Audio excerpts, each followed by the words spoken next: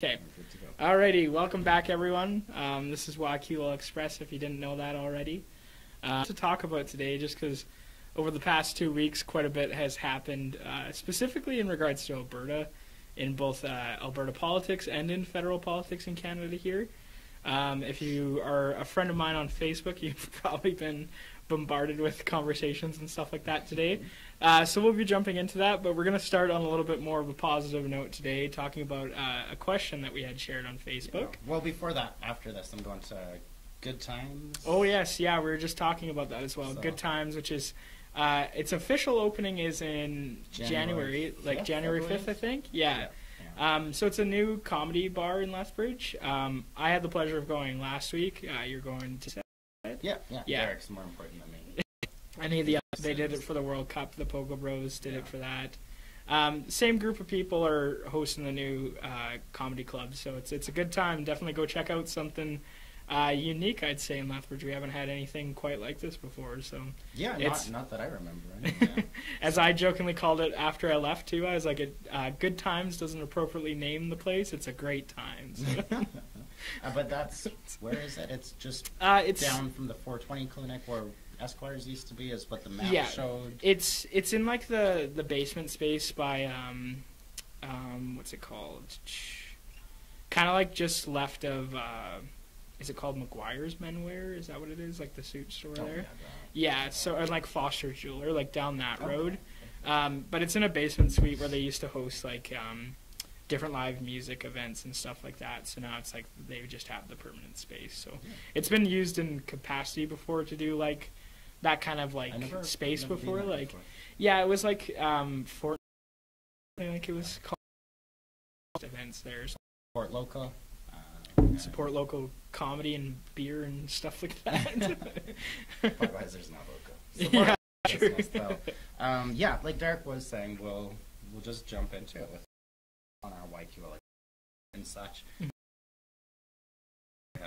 Oh, sweet. Okay. Purple Road Milk was like so, wow.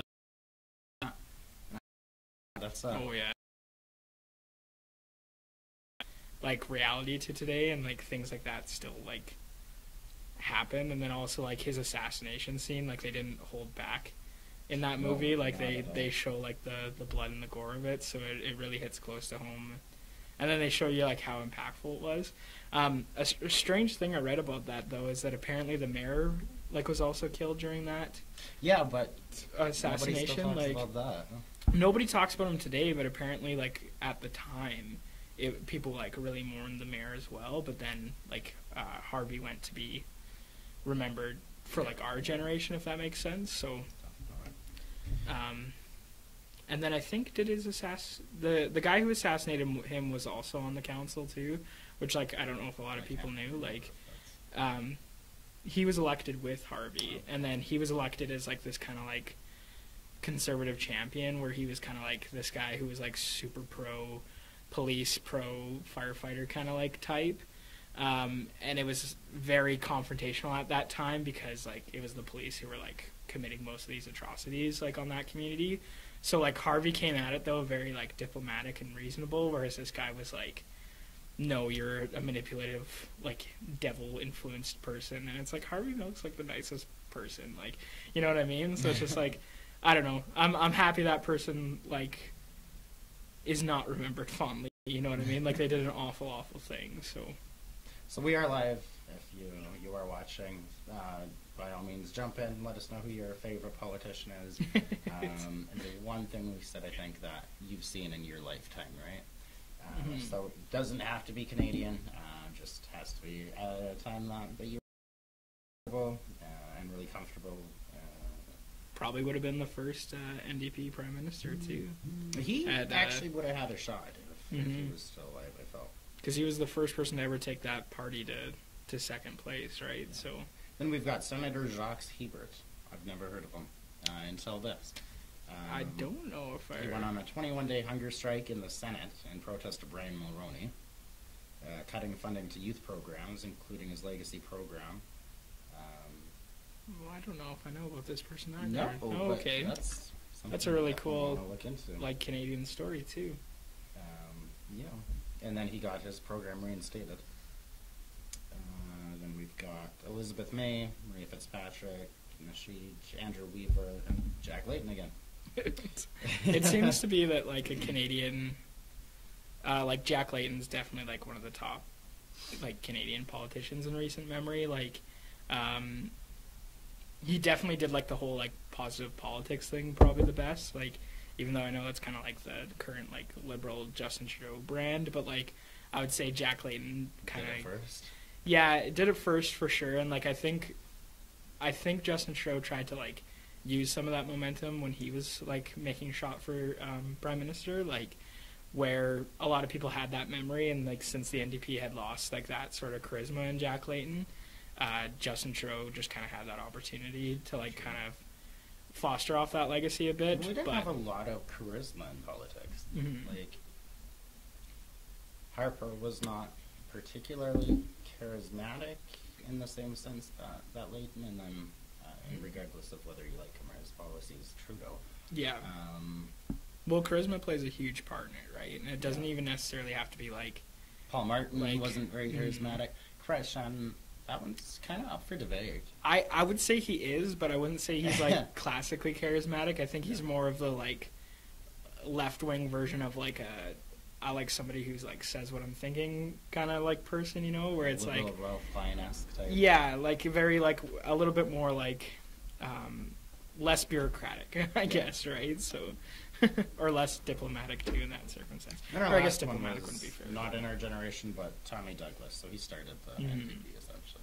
Yeah, and Tommy Douglas was awarded the best Canadian in that, was it CBC poll, I believe it was, like a couple of years back. So he's a huge part of Canadian history and Canadian politics for sure. Yeah.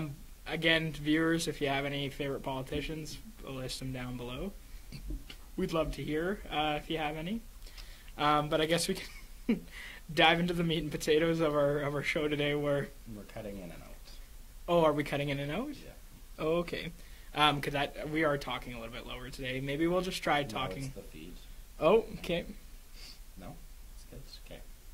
Well, we'll keep going. Let's jump in. Yeah, we'll try to talk a little bit louder just to see if that helps.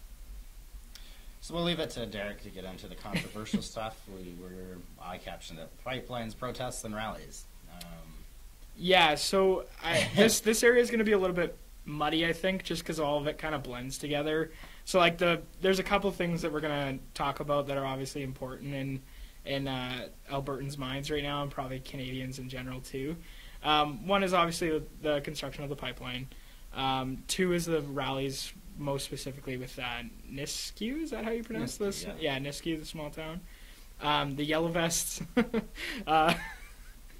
I can't even say it without getting ready to just go on a debate and just go on a tangent with it. And then separation is a huge thing that's come up in recent conversations, which I think is probably the most ridiculous concept I've ever heard in my life. Well, we'll leave that one for closer to the end. Yeah. But if you're watching, if you have any comments or opinions about it, throw it in the comments. We will get to them. We do want to hear what you have to say. But I guess well, I think like the safest thing to start with would probably be the protest. Together a little better. Yeah, so the Yellow Vest one, because we were talking about this briefly, like a couple days ago. The hardest thing I think with the Yellow Vest conversation right now is that there's no unified vision of what they are. So like, supporters of the Yellow Vest in Canada disagree on what the Yellow Vests are. People who oppose the Yellow Vests in Canada disagree what they represent. Like, you know what I mean? Like, they don't really have like a unified message or concept right now. Like, there are a couple groups too. Like, yeah, each city that organizes an event is gonna, they're saying let's keep the UN out of whether we let refugees in. Well, on the other hand, people are calling for Trudeau to be charged with treason. Oh gosh, that is like, again, when people I don't even want to get into that because it's just like, are you stupid? If you want to like, okay. Anyways, one thing though that I do have up here is just kind of like this thing that I've seen circulating around. Yeah, most of like the people I know who support this movement, or most of the pages I've seen that support this movement. This is kind of like their core like mantra, I guess, or like core mandate, I think is what they're calling it, or something like that. Principles. Yeah, just like things that like are like, okay, here's what we represent. I think it's personally, I think a lot of this is kind of in conflict with one another. Like, each of the points just seems to be kind of ad hoc. Like, there's no unified, like, string through all of this stuff. But one thing is that they're anti-tax. They go on to explain that we oppose overtaxation laws and policies, including the proposed carbon tax. It's not proposed. It's happening, first of all. Second, are you anti-tax or low tax? Because you're not really saying you're anti-tax in this. You're saying you're against overtaxation, which doesn't happen in Canada. It can be like, there's borders and lands within. To be like, we're upset about this, we're upset about that. As things change, people will stop talking. And you've got to think, like, what's the end game? What are you trying to accomplish that's realistic and obtainable? That's true.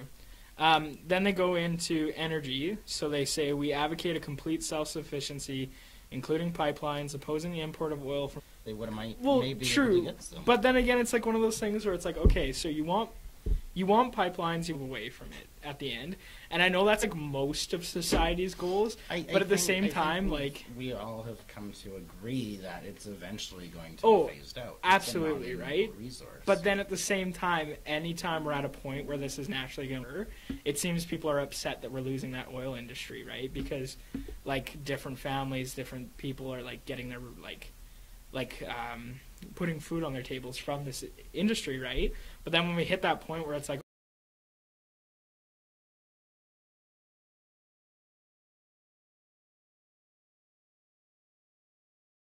we're upset about before you go, like, if the rally's the thing that needs to get you into, like, but then do your research after that. So it's like the biggest thing, and everyone on my personal Facebook knows this, I had this huge, like, discussion today, like, equalization payments. Do you know how they work? Why are you mad at them? Do you know, like, where it works? Like, that money is a federal, like, pot. Somebody on my face mad at Quebec, not at Ottawa province, whereas now might not align with that on anything.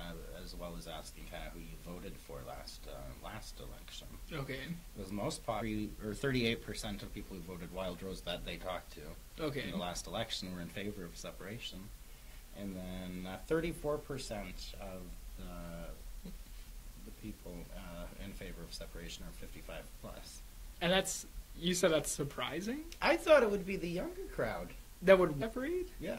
Oh, really? Oh, yeah, I thought the 55. I can see that. Are you a Canadian or are you an Albertan? Like, which of those realities that you, like, live in, which comes to your mind first when you think about this stuff? Most people in Alberta are Albertan first. Like, huge, like... It was saying that. Like, that... Right.